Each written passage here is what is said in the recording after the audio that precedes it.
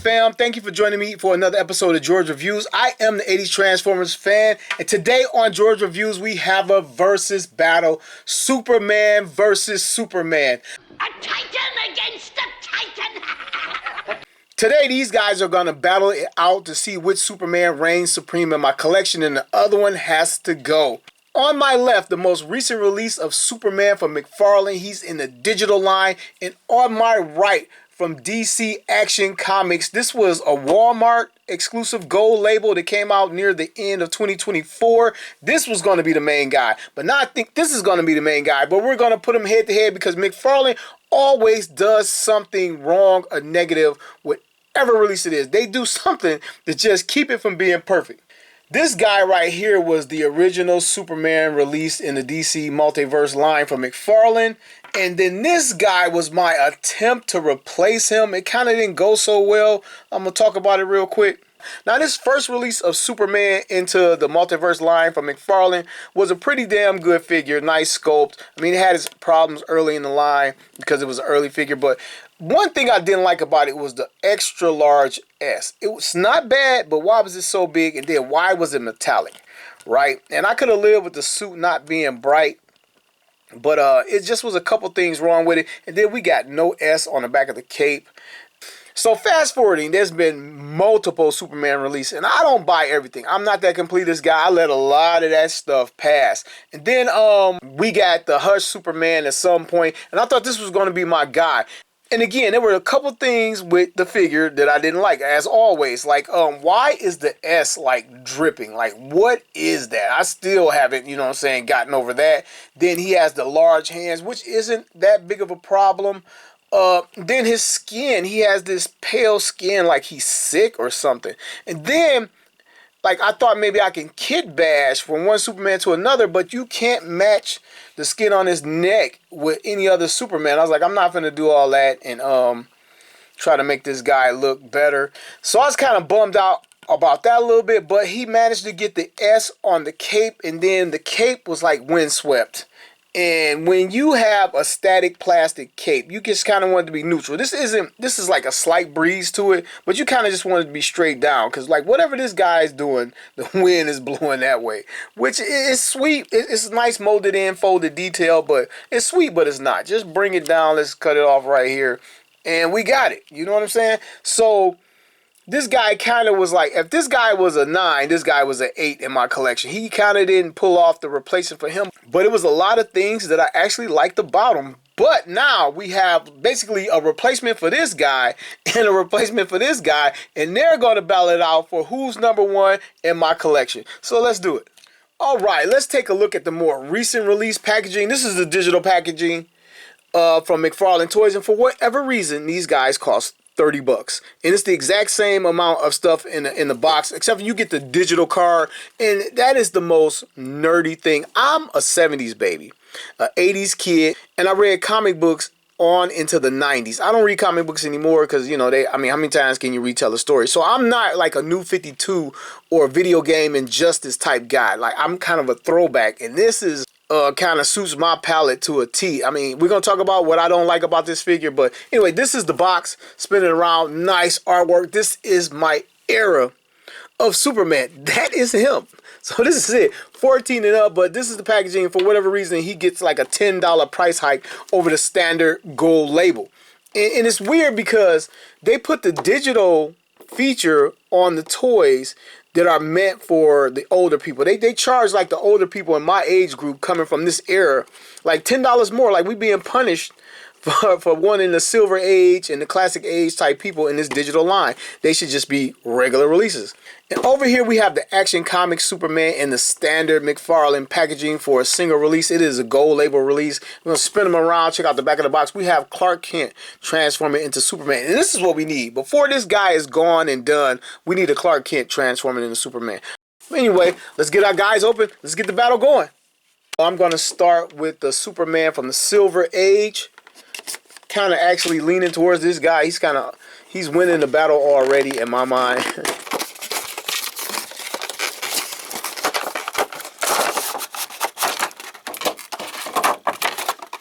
And if you didn't know, I love cloth capes. I prefer cloth capes.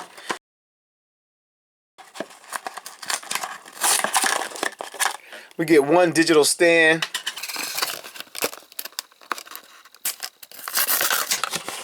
We get your digital card. You scrape off this little gray part to get the barcode to go online and redeem your digital figure. And if you just nerdy enough, you can put it in their virtual world and have it do things, and that's not for me. And over here we get one collector's card. Same artwork from the back of the box. Looks fantastic. A little bit of tell-all about Superman right here. Got it. Here is the Man of Steel. And boy, I mean, so far so good. I think this guy is going to be #1. We get some open flight hands, left and a right. Now in the Action Comics Superman.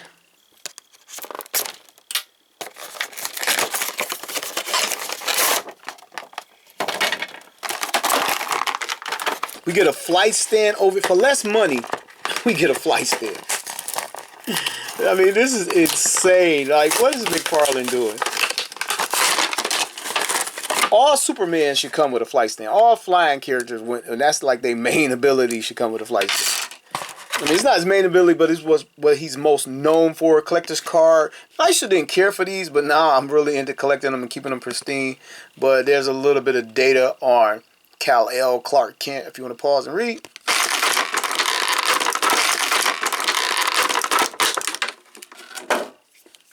Here he is. Both have wire capes, and they both have the S on the back, but done differently, which is weird. There we go. And he has 2 flight hands. Not so much flight; they kind of like relaxed.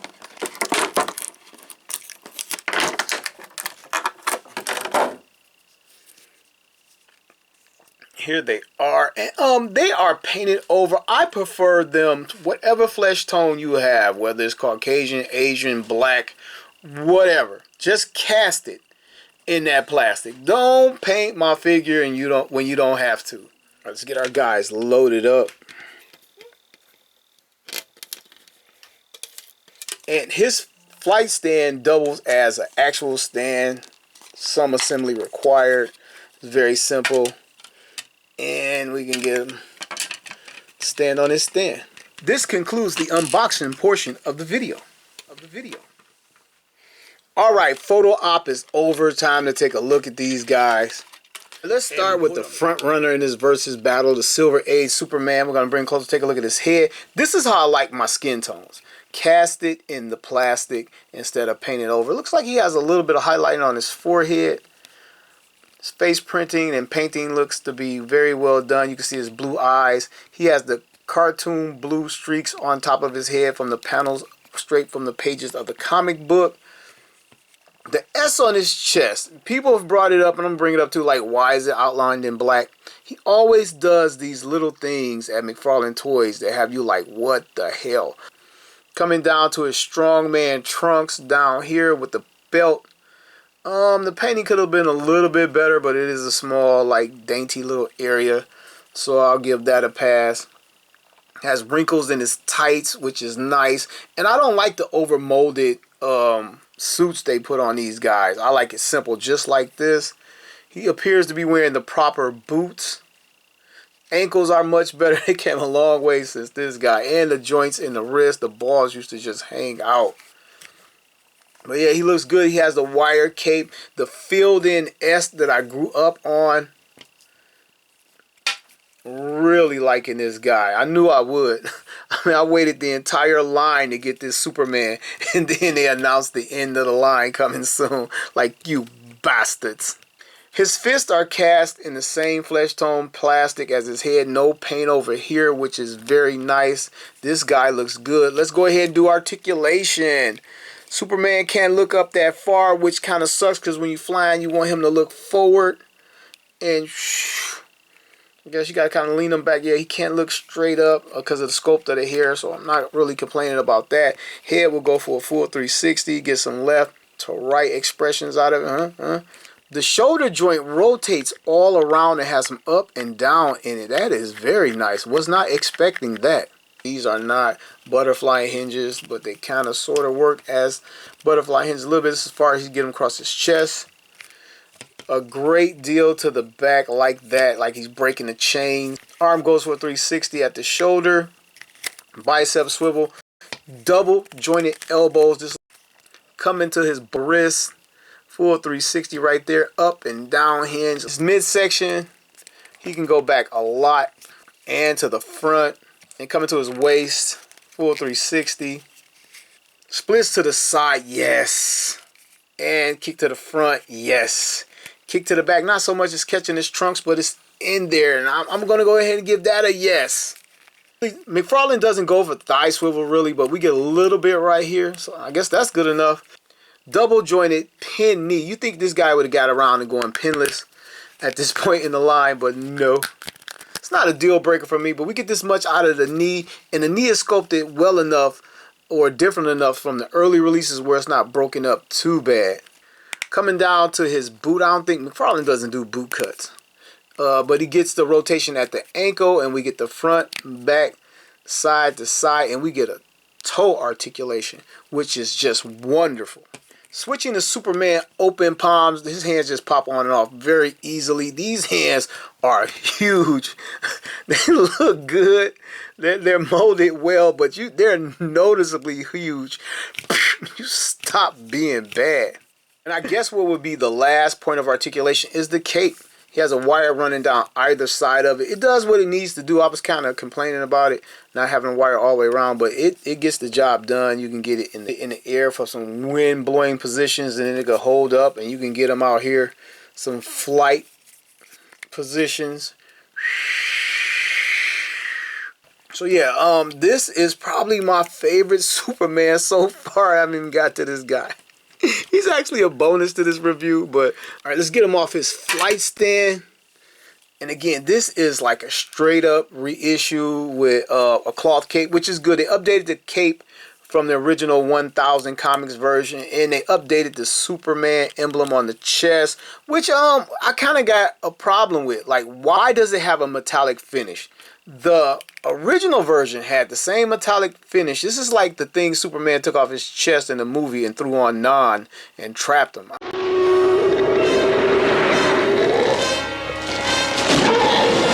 You know what I'm saying? They made it better, but they left it the same. But anyway, let's proceed. Take a look at his head. It is the exact same head from the original release. I liked it from the original release. I just didn't like what people call the realistic look, like real human. I like for my toys to look like toys, but it does look good. I just wish it was done in that type of plastic back there. I like the hair. I like the S. I like everything about it. He was a little small. He's definitely a lot smaller than that guy. Same strongman trunks on this one, which is what I like. People call it the underwear on the outside, but it's the circus trunks.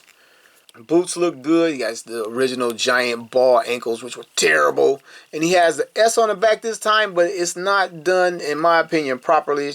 It should have been completely filled in and outlined in black. But I still would, if I didn't have this, I would have accepted this. He was going to take over as my main Superman, but I don't know.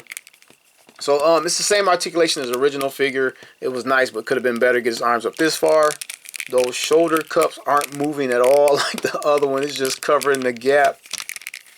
It might need to be heated up. I don't know. Bicep swivel full 360. Elbow bend. We only get 90. It's not double jointed.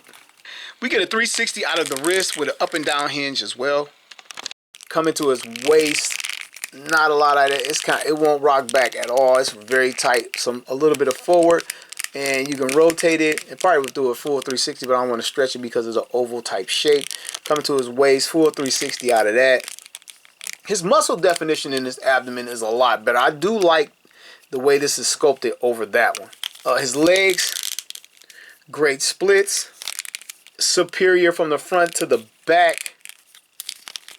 Thigh swivel, not really. And here's the knee. It's double jointed. You get a lot out of it. Ankle, full 360. That ball is just ridiculous. And then, like, you got to keep it lined up to the front, to the back, toe articulation, and there it is. The newest thing about this, other than the S, is we get a cloth cape this time. And this is a very good-looking Superman. He was definitely going to be #1, I think, until this guy came along. Had to do a couple more comparisons to see if he truly wins this. Switching to Superman relaxed hands or flight hands, however you want to use them. Very nice. They fit his body better. I'm not a fan of the matte finish. I know I said that. I probably keep saying it, but they're more proportionate than this Superman hands over here. And while I was switching them out, I probably should have did it on camera. This entire wrist peg came off. Let's see if it does it again. Yeah, this one, the whole thing comes off. And on this side, it was like very hard to get this one on. Just want to note that. All right, let's put them head to head or chest to chest and see which one comes out on top. This guy is towering over the Action Comics version. The Silver Age is huge. This is like, I'm a huge Transformers guy, in case you didn't know. But this is like Transformers scale. Like, Mcfarlane don't care. Like, they are never going to have scale. Look at this gap in the height from one Superman to the next. And it's like that with all the figures. Like the Batman releases, they go up and down and all over the place. And I'm not even sure which one of these is like more accurate. I got to get some more guys out of here. But man, he's dwarfing this figure. So far, I'm going to give like the size to this one. The skin tone with the plastic to this one as well. This one might have better hair. He definitely has the better molded chest, but I think this one is meant to be more simplistic.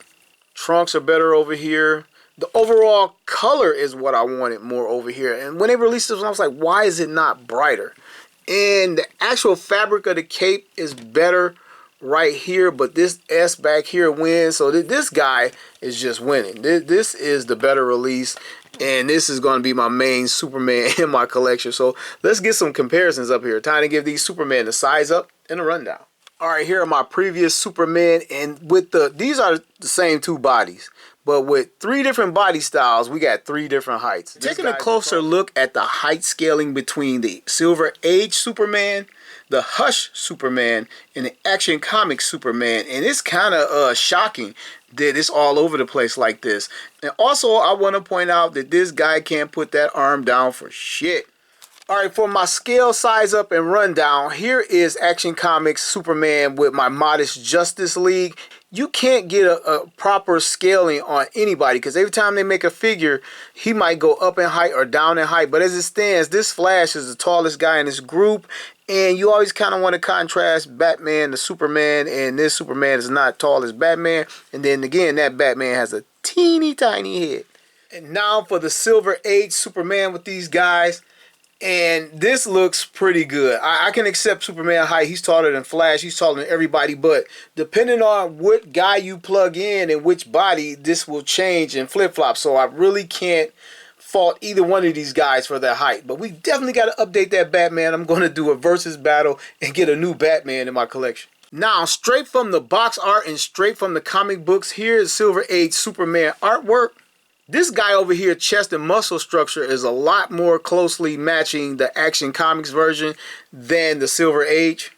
All right, now for the Action Comics comic book comparison. And this looks spot on. The muscle detail and everything is like near the same. And because of cloth capes with wires in them, we can get the wind blowing poses and different dynamic photo ops. All right, let this be our final battle. I think this guy is going to reign supreme as the main Superman in my collection for my Justice League. I think he kind of fits any era. If this guy's suit was a little bit brighter, it would have been a lot tougher for me. There was things I like about both of them. I may keep both of these guys to represent 2 different versions of Justice League. By me being a 70s baby and an 80s kid, I kind of wanted that Super Friends look. And I kind of wanted Justice League for my guys, so I can kind of have both. I got enough versions of the characters to have both, so I might go with that. But as far as these guys go, these guys are gonna have to go. There's nothing. I like these guys. They were cool for their day. I kind of might want to hold on to this guy because he was the original release in this line, the very first Superman. But I don't know. All right, if you didn't know, Superman is my favorite fictional character. Yes, I'm the 80s Transformers fan, but Superman is my absolute favorite fictional character, followed by Spider-Man, then Optimus Prime, then Luke Skywalker, then Batman. That's my top 5 favorite fictional characters. And if you didn't know, now you know a little bit more about the 80s Transformers fan. So which one of these guys is your favorite? What is your favorite Superman in your collection? And even if it's Mayfix or whatever you got, who is your favorite Superman in your collection?